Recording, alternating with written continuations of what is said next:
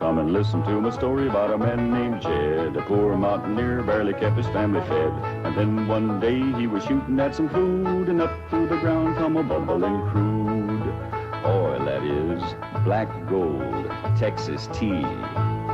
Well, the first thing you know, old Jed's a millionaire. The kinfolk said, Jed, move away from there. Said, California is the place you ought to be. So they loaded up the truck and they moved to Beverly Hills, that is, swimming pools, movie stars.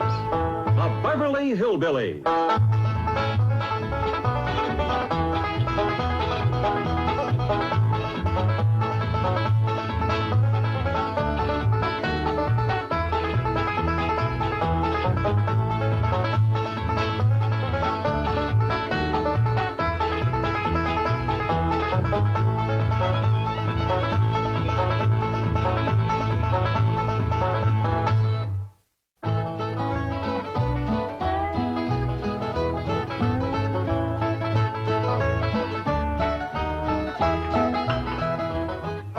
Jethro, tell us exactly what happened with Miss Drysdale. Well, I come around the side of the house, and I see this here lady fighting with a furry-looking varmint. Turned out it was Miss Drysdale. No, Uncle Jed, it was a fox. The lady was Miss Drysdale. Oh, yeah. So I grabs up the shotgun, and I says, step aside, lady, and I'll shoot it. Well, instead of that, she whipped around and threw that thing in the air. Well, I shot it on the fly. With both barrels. Blew my wife's fox fur to shreds. I wonder if she fainted dead away. I caught her just in time. The chauffeur had to help me get her into the car. She was out like a light. She was stewed to the gills. You said it took 2 men to get her back in the car. You know, Jethro, could be that there fox was Miss Drysdale's pet. Why in tarnation would she want a sneaky old fox for a pet? 'Cause them kind of people are liable to do anything. What kind of people? Ask your pa. Well, I reckon I can't protect you from the ugly side of life forever.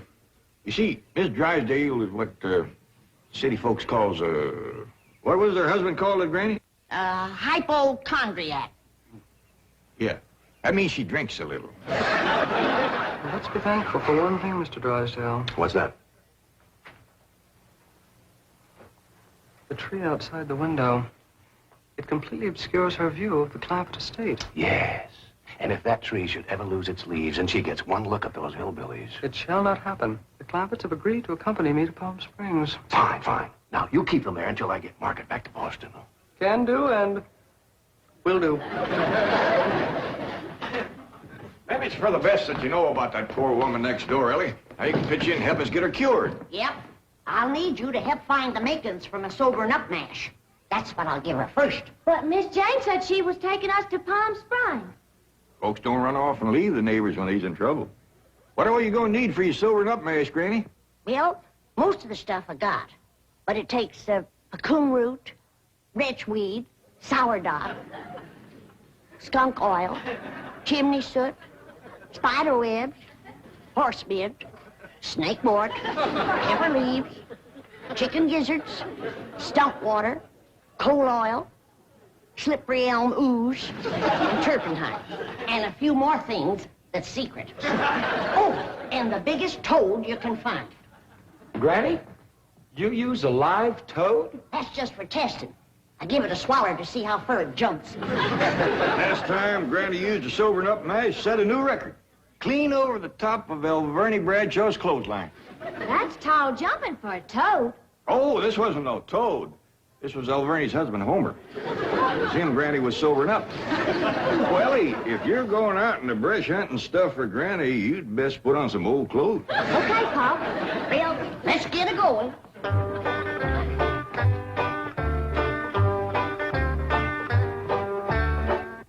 Oh, I pert near forgot. I have to have some goat's milk.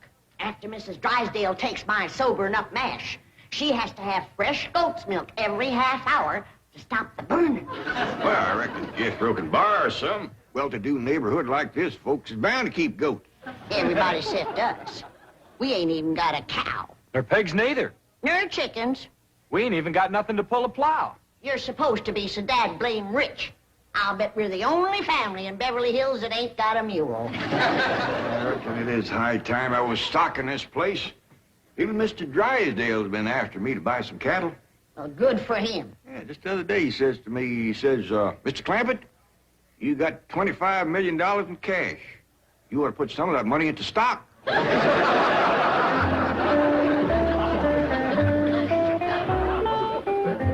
Well, we better get busy now if we're going to find... There goes that music again. Jethro, did you ever find out where that's coming from? No, sir, I didn't. Every time I went to looking for it, somebody always come to the door. This time I'm gonna find it for sure. Yeah, good hunting. Me and Granny will be figuring out what stock to buy.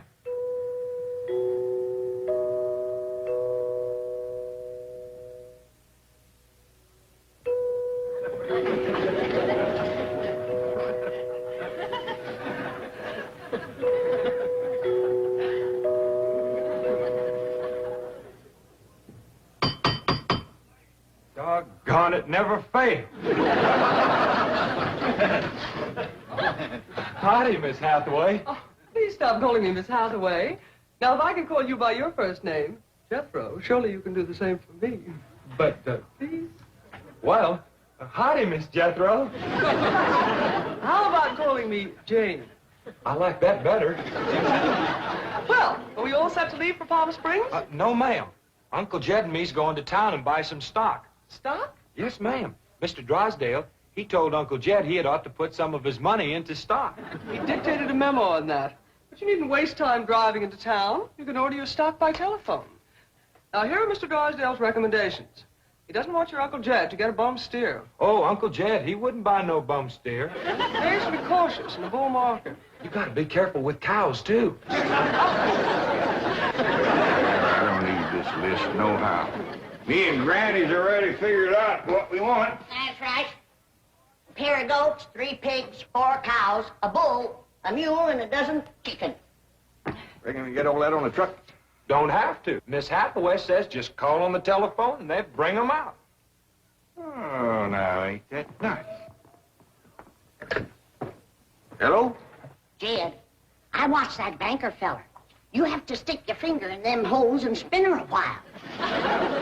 All right.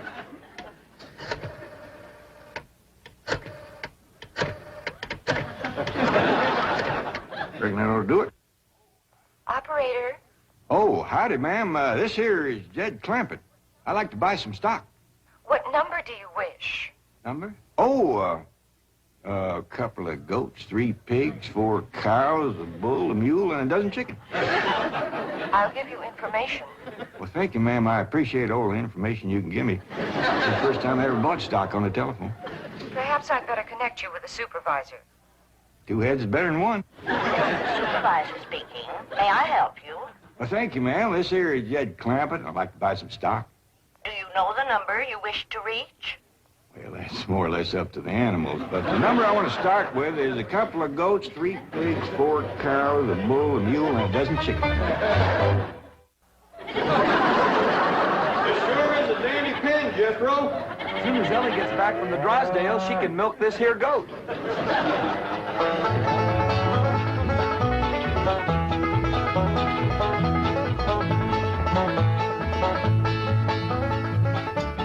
Mr. Drysdale sure has got a nice house, ain't he, Granny? Yep. Nice house, nice car, nice job. But the evil of drink has sure laid a heavy hand on his heart. Never forget, Ellie, drinking is a curse. Do you take a drink now and then, Granny? Never more than a thimbleful.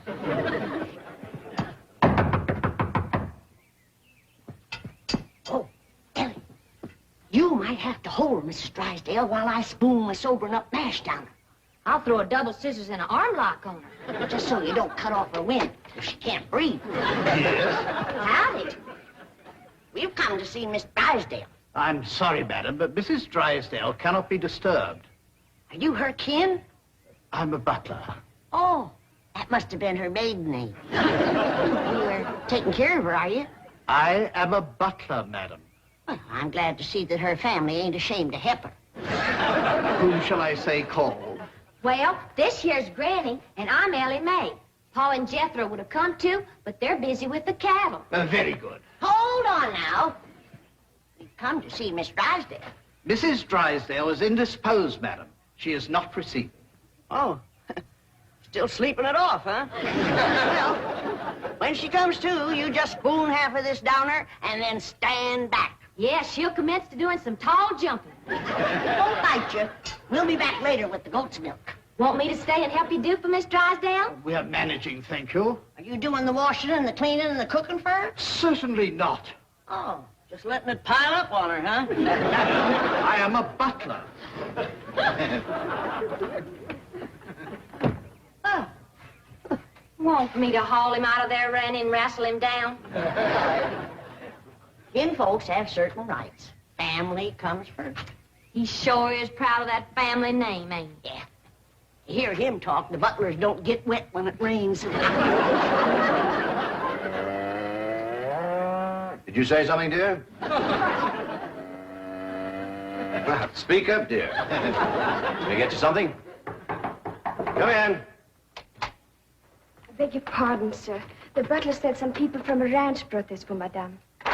From a ranch? Well, he said they mentioned cattle. They called themselves Granny and Ellie Mae. The Clampetts. They haven't gone to Palm Springs. Jethro, get him in through that gate.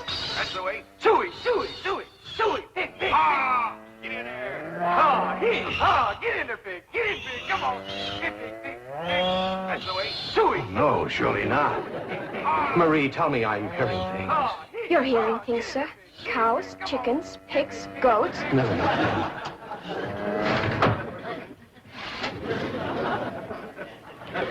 Anything I can do, sir? Pray, Marie. Pray. Yes, sir, Mr. Drysdale. I finally took your advice and put some of my money into stock. How's that goat milk, Ellie? Just fine, Pa. You sure is a dandy pen, Mr. Drysdale. Yeah, good stout fence around outside. Of course, that one across the middle ain't so much. Bulls already jumped it twice, and it ain't even mating season.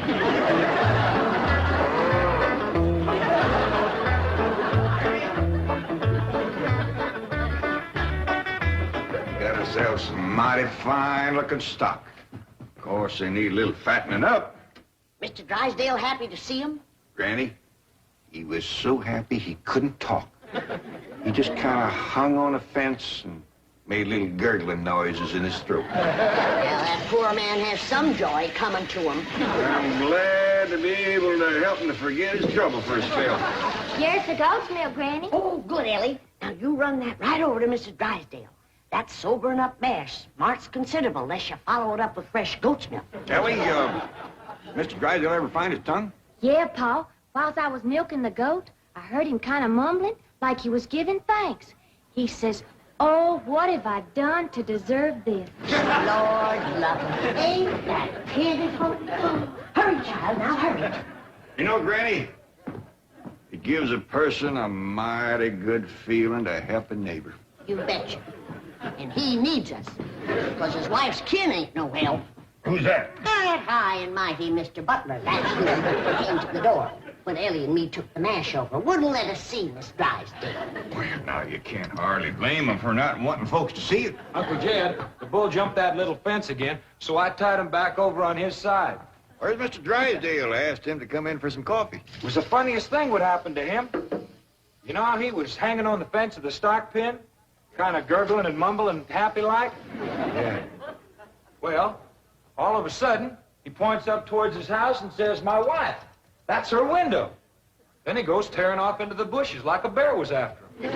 She took some mash and he seen her jump. Like Ellie's gonna get there with the goat's milk just in time. Oh, Sonny, Sonny, your mumsy just had the most ghastly dream. I was going to see our new neighbors, the Clampetts, and suddenly this dreadful giant appeared with a huge gun and shot my beautiful fox fur. Isn't that the most dreadful... Claude, what are you eating? Oh, did Ravenswood bring my darling boy some nice scraps? Claude. Claude! Marie, come and get Claude. What's the matter, dear? Claude, he's having a seizure or something. Is something wrong? Yes, Marie. Open the window. Yes, let's have some fresh air. No. You take Claude to the doctor. I'll get the window.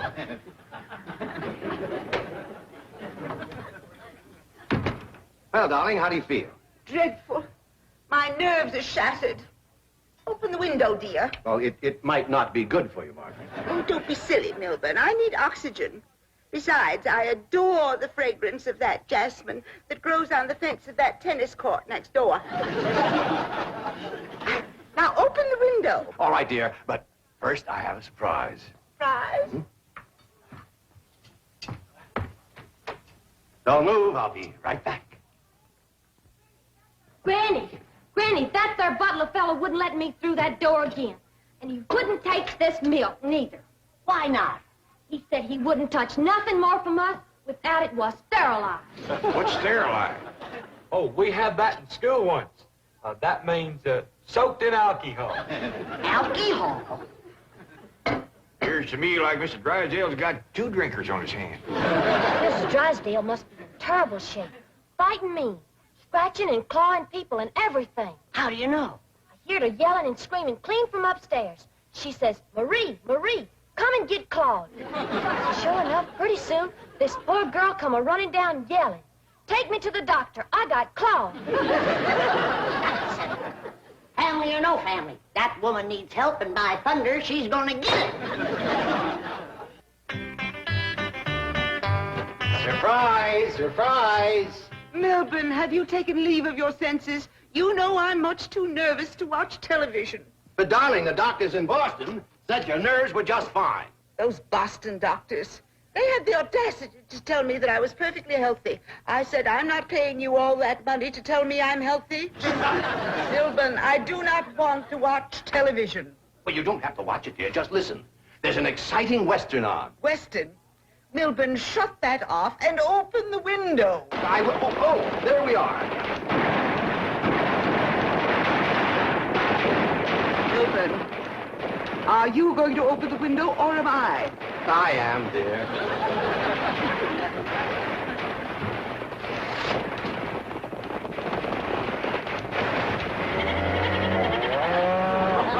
There, you see, the cattlemen and the sheepmen are fighting now. Well, if you won't turn it off, I will. Oh, dear, I do admit that's a very old clock, but I'm sure we can get something better. That's the window he pointed to right there. I've got to get some fresh goat's milk up to that woman some way. I could shinny up the tree and climb right in that window. Oh, Jethro, it ain't fitting for a man to be in a woman's bedroom. How about me? No, Ellie. You're too young to handle somebody wrestling in the grip of old John Barleycorn. I gotta get up there and have a goat handy to milk ever so often. I think I got it figured out, Granny. I'll get a rope, throw it over that limb, hoist you up to the window. Jethro, you get that Mr. Butler away from the front door. And then, Ellie, you take the nanny goat, lead it upstairs to her room for Granny. All right, Paul.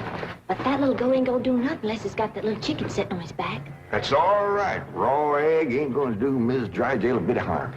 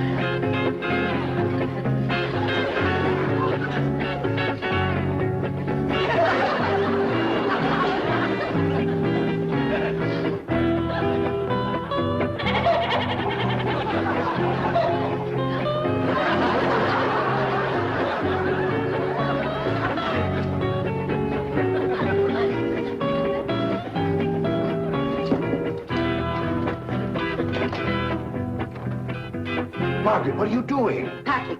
I'm leaving immediately. Oh, don't leave me. I love you. I love you too, Milburn. Why don't you come to Boston with me? You haven't seen Sonny for a long time. I don't understand. Why have you suddenly decided to go back to Boston? See those doctors. Let them dare to tell me now I don't have a nervous condition. I'm even having hallucinations. It's wonderful. Hallucinations? I just saw a witch fly by that window, and there's a goat in the bathtub with a chicken riding on its back. Oh, you couldn't see them, dear. Only someone with my shattered nervous system. There goes the witch again. Oh, Milburn, I'm the happiest woman in the world. It's marvelous. Wait until those doctors hear this. Can't get in the attic and she won't open the window. Ice me up again. Here, Milburn. Let's have a vitamin toast to my coming triumph.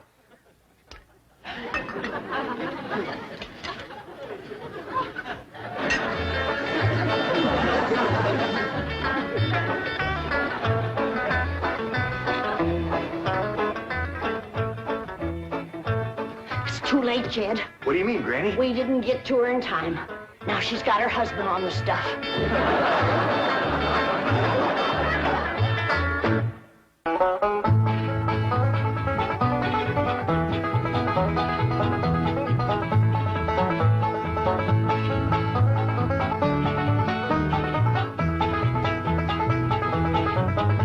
Well, now it's time to say goodbye to Jed and all his kin. And they would like to thank you folks for kindly dropping in. You're all invited back next week to this locality to have a heaping helping of their hospitality. Hillbilly, that is. Set us bell. Take your shoes off. Y'all come back now. Here.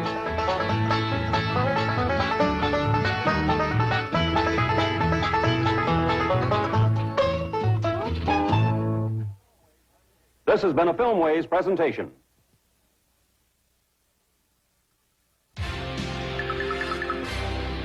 Viacom.